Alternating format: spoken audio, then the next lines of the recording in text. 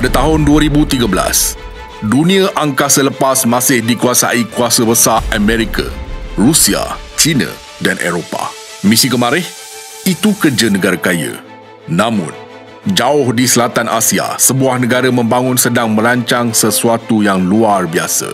Di Bengaluru, sekumpulan jurutera dan saintis dari Agensi Penyelidikan Angkasa India ISRO tekad mahu menembus langit dan mencipta sejarah. Mereka mahu lakukan sesuatu yang belum pernah dicapai mana-mana negara Asia sebelum ini.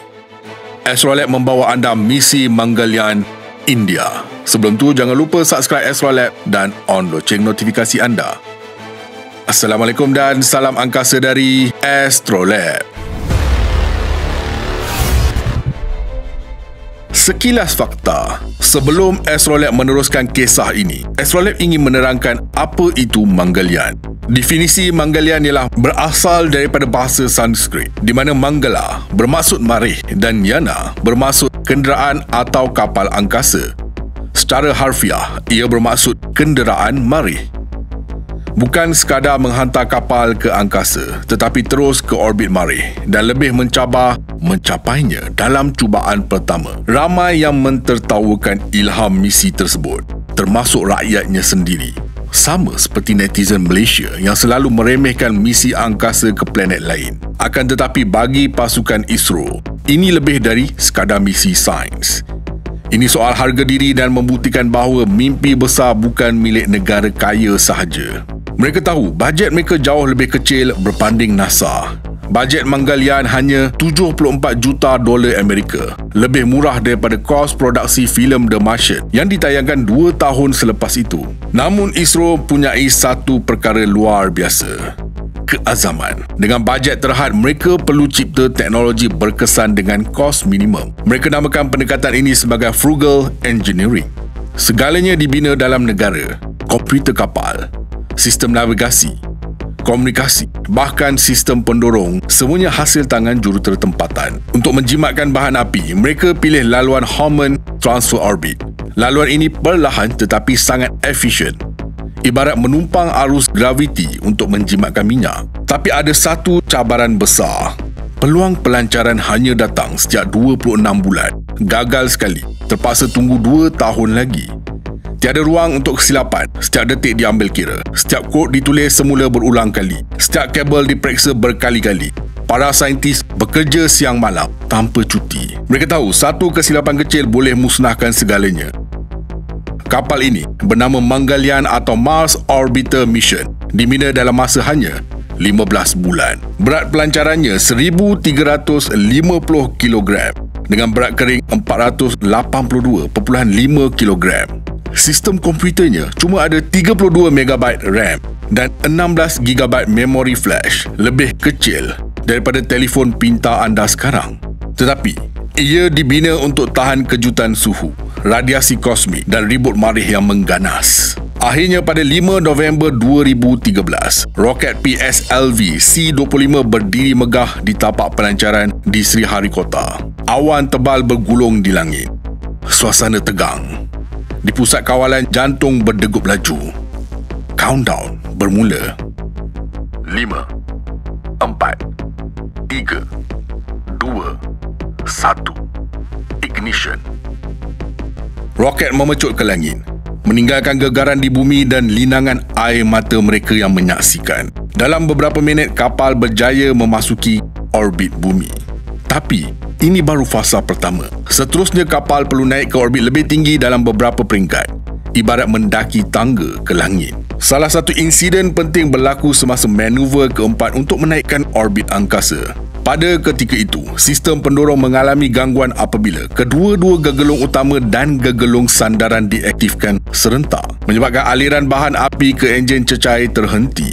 Akibatnya, orbit kapal hanya mencapai 78,276 km berbanding sasaran asal 100,000 km. Namun, ISRO segera merancang dan melaksanakan manuver tambahan pada keesokan harinya untuk mencapai ketinggian orbit yang dikehendaki. Pusat kawalan menunjukkan kecekapan tinggi dalam menangani situasi ini, memastikan misi tetap berada di landasan yang betul. Selama 25 hari, Mangalyaan mengelilingi bumi sambil meningkatkan kelajuannya. Dan pada 1 Disember 2013, dengan kiraan yang sangat tepat, kapal dilepaskan dari tarikan bumi menuju ke Marikh.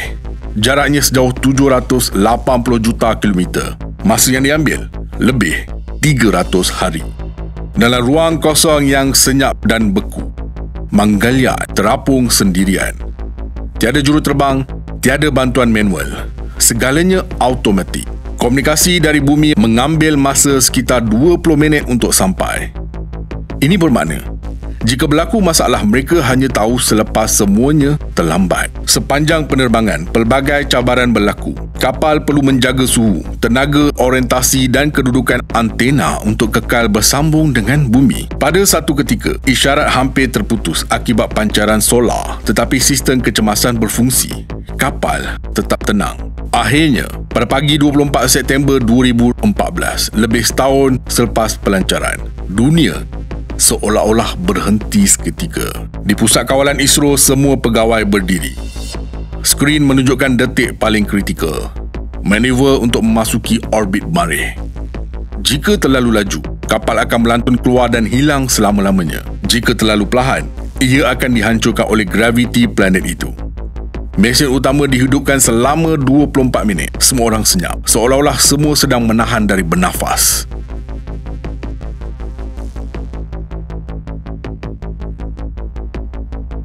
Kemudian satu suara muncul di radio. We have confirmation. Mangalyaan is in orbit. Jeritan bergema, tangan ke udara. Air mata jatuh tanpa segan. Para jurutera berpelukan, para wanita riang-ria sambil tersenyum. Dunia sedang menyaksikan kebangkitan satu kuasa angkasa baru. India menjadi negara pertama yang berjaya memasuki orbit Marikh dalam cubaan pertama.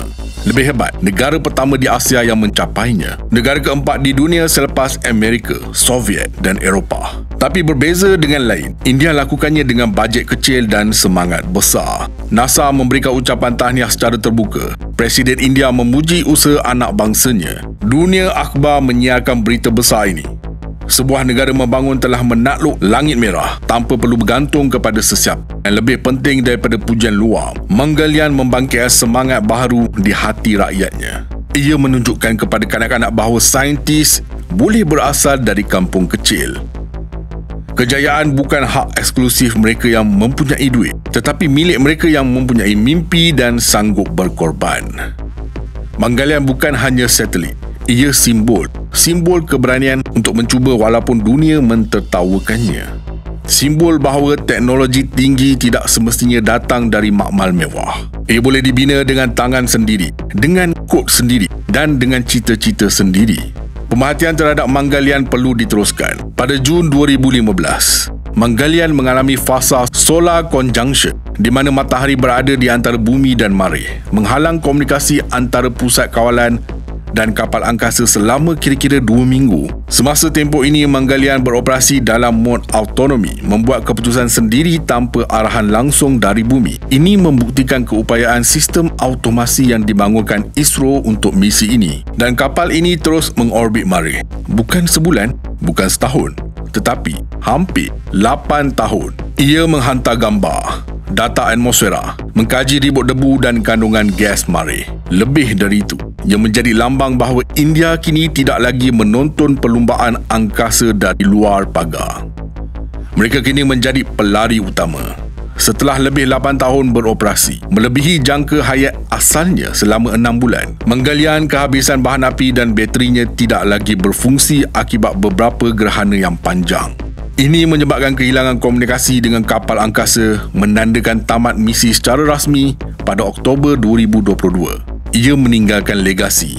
Ia membuka jalan untuk misi baharu Chandrayaan ke bulan, Aditya ke matahari dan Gaganyaan yang bakal membawa manusia India ke orbit. Ia selamanya akan dikenang sebagai kapal yang membawa mimpi jutaan manusia dari lorong sempit Bangalore ke orbit Marikh. Kerana dalam dunia angkasa, tiada siapa yang kecil. Hanya semangat yang membezakan. Berikan komen anda, share, like dan subscribe. Astrolab signing off from space.